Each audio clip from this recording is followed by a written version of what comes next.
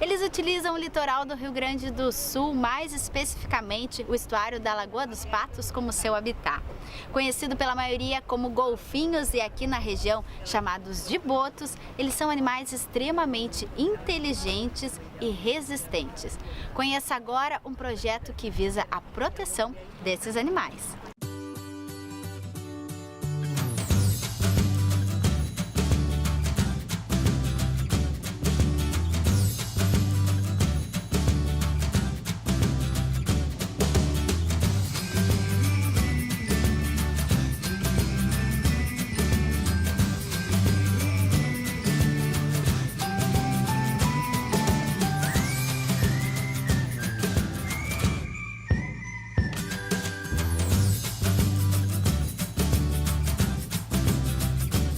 Estuário da Lagoa dos Patos, lugar em que a água doce e a salgada se encontram, proporcionando uma diversidade de ambientes. Lugar também de entrada e saída de embarcações do Porto do Rio Grande.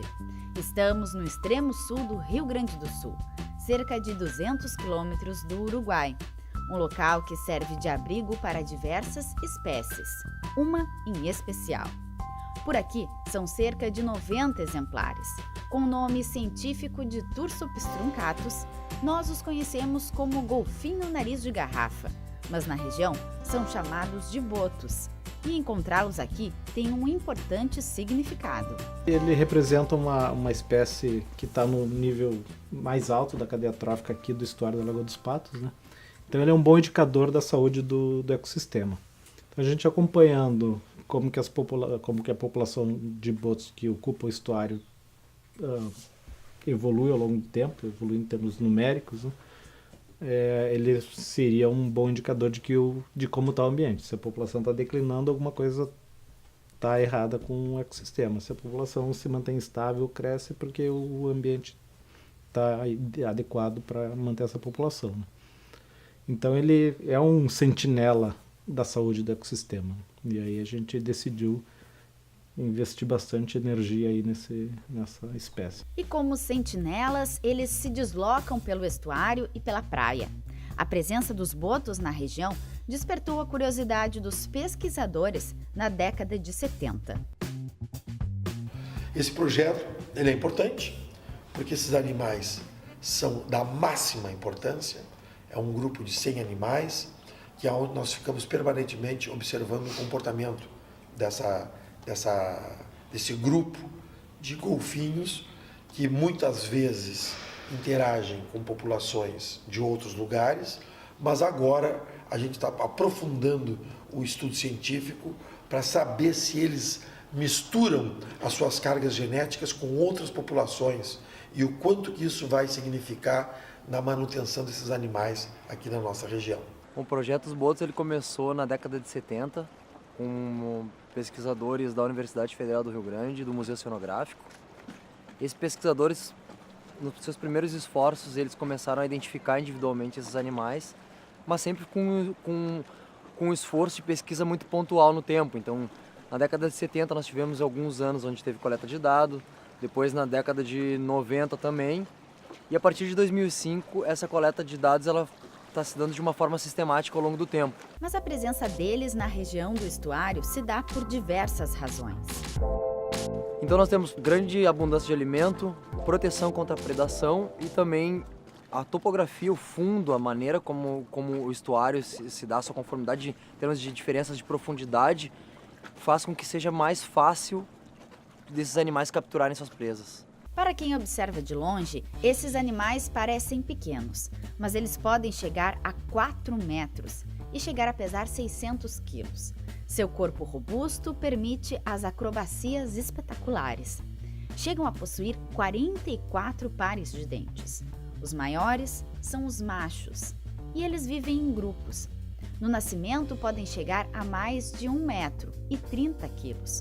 Os filhotes são acompanhados e protegidos pelas mães nos primeiros anos de vida. E é na fase posterior a isso que eles sofrem a sua maior ameaça. Esse é o período vulnerável, até que ele fique adulto. Então, o maior problema se encontra justamente nessa faixa etária, entre 3 anos de idade até os 8, 9 anos. São os animais que mais morrem, tanto por mortalidade natural quanto por uma rede de pesca. Entender esse comportamento e minimizar essa mortalidade.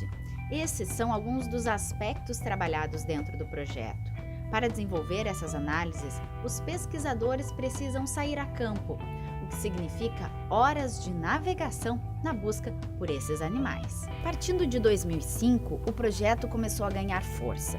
Integrado ao Laboratório de Conservação da Megafauna Marinha da Universidade Federal do Rio Grande, o grande laboratório desses pesquisadores é o estuário da Lagoa dos Patos. E um dos grandes desafios é fazer um monitoramento desses animais. Os dias de campo iniciam cedo. É preciso organizar equipamentos e estar preparado para passar o dia na água. Como equipamentos principais, o arpão e a câmera fotográfica. A prática permite que os pesquisadores consigam se aproximar dos grupos e fazer a captura das imagens. Tudo com muito cuidado e respeito.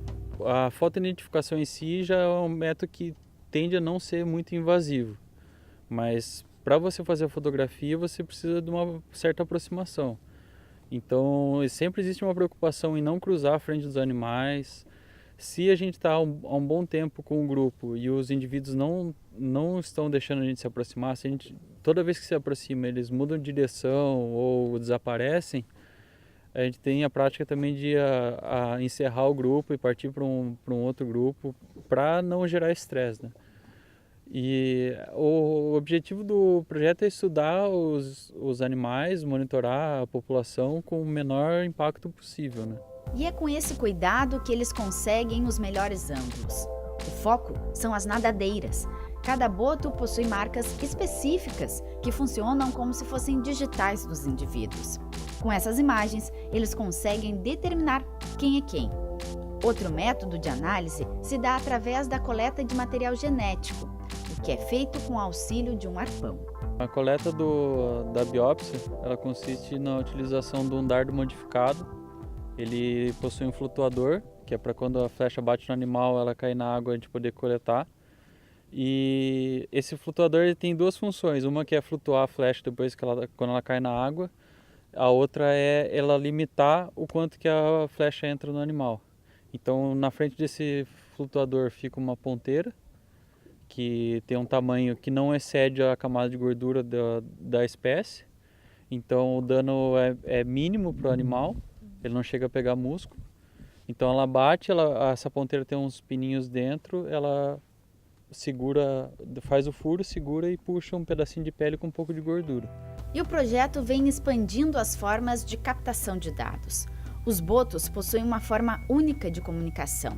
E a ideia agora é conseguir capturar esses sons para entender ainda melhor o comportamento.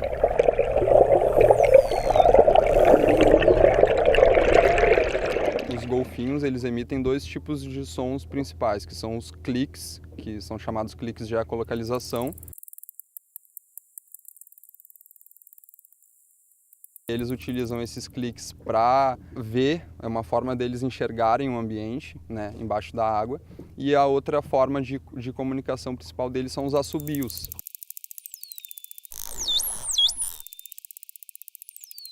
Os sons são produzidos de maneiras diferentes, tem a ver com coesão de grupo, né, com agregação assim, de um chamado, por exemplo. Assim. Já foi reportado que em outras populações de botos do resto do mundo que existe um assobio assinatura por golfinho, né, então alguns golfinhos possuem um tipo de assobio, né, com uma característica X que é atrelado àquele indivíduo em especial. Basicamente, assim, até hoje, muito do que se fundamentou sobre a bioacústica foram estudos em cativeiro, né, com indivíduos que estavam presos e tudo, que aí sim se conseguia identificar mais o porquê que ele estava agindo daquela maneira, então, e relacionar isso ao comportamento deles, né.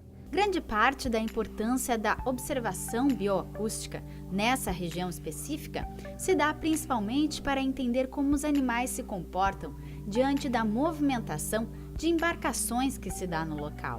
O estudo do som e o estudo da bioacústica no estuário da Lagoa dos Patos, que é um ambiente com intenso tráfego de embarcações, tanto de comércio como recreativas, torna esse ambiente um laboratório para se estudar a interação antrópica, a interação nossa, dos seres humanos, com esses animais selvagens que habitam o ambiente. que utilizam o som para suas principais atividades primordiais para a vida, que são a alimentação, comunicação e localização no ambiente. Outro equipamento que agora está sendo agregado às pesquisas é o drone. Sempre que as condições estão favoráveis, o equipamento é utilizado e proporciona uma perspectiva de observação completamente diferenciada. Através dos drones, nós estamos melhorando a estimativa do tamanho populacional, buscando, testando para ver se é possível que a gente possa investir pesado nessa tecnologia, né? Ao mesmo tempo, tentar detectar os animais, ou seja, ver se realmente, será que a gente consegue utilizar um drone e ele consegue substituir ou complementar o que a gente observa em campo, de uma forma que a gente poderia, por exemplo, enviar um drone muitas vezes para fazer uma coleta de dados e que esse drone retornasse para nós, que a gente pudesse usar esses dados para fazer detecção, estimativa de abundância ou coisa do gênero, mas tudo em fase de testes, né? A gente sabe que tem muitas limitações. Então hoje, a maneira como a gente encara o uso dos drones é de uma forma complementar. É uma tecnologia que complementa a observação dos humanos, né? Dos pesquisadores, mas que em um futuro próximo a gente acredita sim que possa ser utilizado de uma forma, às vezes até mesmo a substituir, né, a coleta de dados feita por pesquisadores. Mas mesmo ainda em fase de testes, o drone já tem proporcionado imagens incríveis, como esse flagrante da interação de uma mãe com o seu filhote.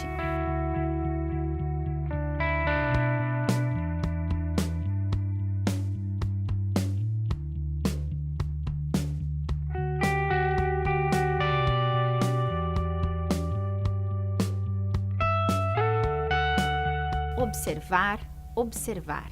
Talvez a palavra-chave do projeto seja paciência. E é com essa paciência que eles conseguem, a cada dia, entender um pouco mais sobre o comportamento desses animais. Conseguiram entender, por exemplo, que aqui estão divididos em 3 grupos. Um se desloca mais para a região norte, outros ficam mais dentro do estuário, enquanto outro grupo prefere a região sul, indo em direção ao Uruguai. E é também do país vizinho que, por vezes, aparecem alguns indivíduos. E tudo que é coletado em campo é analisado em laboratório. E é aqui no Museu Oceanográfico da Universidade Federal do Rio Grande que as pesquisas tomam forma. Esse espaço que desde a década de 70 se dedica aos estudos dos oceanos e congrega um universo de informações sobre a fauna marinha. É aqui a sede do projeto Botos da Lagoa dos Patos. Com os materiais na mão, é hora de analisar os resultados. Foto a foto, os pesquisadores fazem as comparações com os animais que já estão catalogados. Os botos possuem marcas muito individuais, que permitem essa fotoidentificação.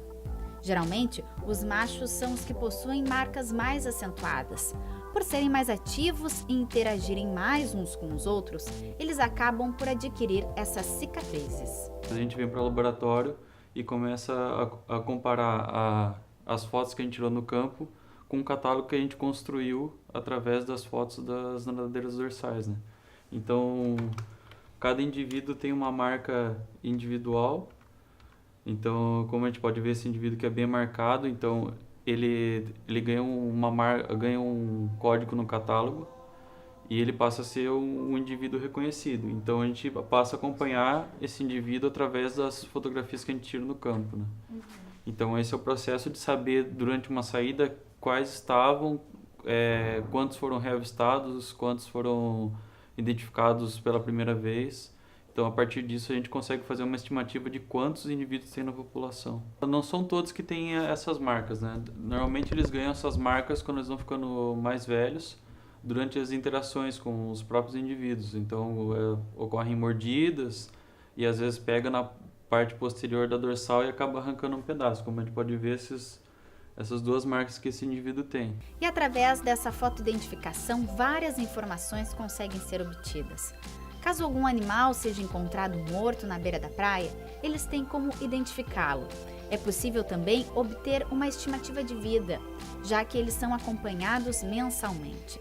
Através das fotografias, conseguem saber quais as fêmeas que tiveram filhotes e, dentro de toda essa perspectiva, a estimativa populacional. A gente sabe que eles têm um uso diferenciado do hábitat justamente por ter essa identificação individual. A princípio eles tinham uma distribuição, a população ocupava a área do estuário e a área externa normalmente, mas quando a gente teve uma identificação individual, a gente conseguiu saber exatamente quais indivíduos utilizavam cada área.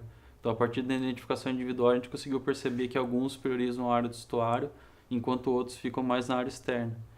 Então, a identificação individual é o ponto principal para a saída para vários estudos, né?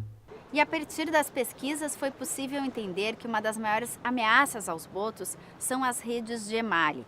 E em 2012, uma instrução normativa criou uma zona de exclusão de pesca. 20 quilômetros a partir do mole oeste, aqui no Balneário Cassino, 20 quilômetros a partir do mole leste, em São José do Norte, e 1 milha náutica mar adentro, a partir da linha de costa.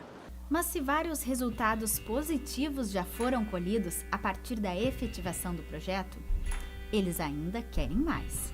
O futuro ideal é que os estudantes que estão vinculados ao laboratório sejam bem formados, porque eles que vão trazer as informações, né, vão gerar as informações e levá-las nas mesas de discussão quando tem que se tomar alguma decisão aí de conservação. E bom, agora manter esses projetos a longo prazo é um desafio, né? A gente sempre tem que estar atrás de recursos, né? Em se tendo esses recursos, né, o objetivo aqui do laboratório é continuar formando recursos humanos qualificados para que eles, então, né, produzam informações de qualidade que virem políticas públicas, né, que virem, então, ferramenta básica para a conservação das espécies, né, que são basicamente políticas públicas baseadas em ciências. Né. É gratificante ver que eles estão conseguindo se manter mesmo com um monte de indústria, com poluição, com um monte de rede no mar, mas a gente vê que ainda falta um pouco assim, a gente conseguir conciliar um pouco mais as nossas atividades humanas com o ambiente, né? Tentar diminuir ao máximo o impacto, né, que a gente gera. Eu acho que o futuro ideal seria, na verdade, conciliar o desenvolvimento humano, as necessidades que a comunidade tem para sobreviver, com um ambiente saudável, né? Um ambiente onde os animais possam continuar com suas atividades vitais, descansando, reproduzindo, se alimentando nessa área, vivendo bem, vivendo com uma boa qualidade de vida. Então, eu acho que encontrar esse balanço onde os seres humanos possam viver e conviver em harmonia, tanto com os botos quanto com outros organismos nessa área, esse seria o futuro ideal. Só que o futuro ideal, ele vai depender muito das nossas ações. E não só das ações do projeto, nós precisamos sempre nos enxergar como cidadãos. E os cidadãos, então, eu acho que o projeto ele precisa expandir a sua área, precisa expandir, sair de trás simplesmente da ciência e conseguir informar a população para que a população se aproprie dos botos. Porque os botos eles são do Rio Grande, os botos são de São José do Norte, eles fazem parte da vida de todos que aqui estão. Todas as pessoas que utilizam o mar, nessa nossa área, que é uma cidade super marítima, eles convivem com os botos.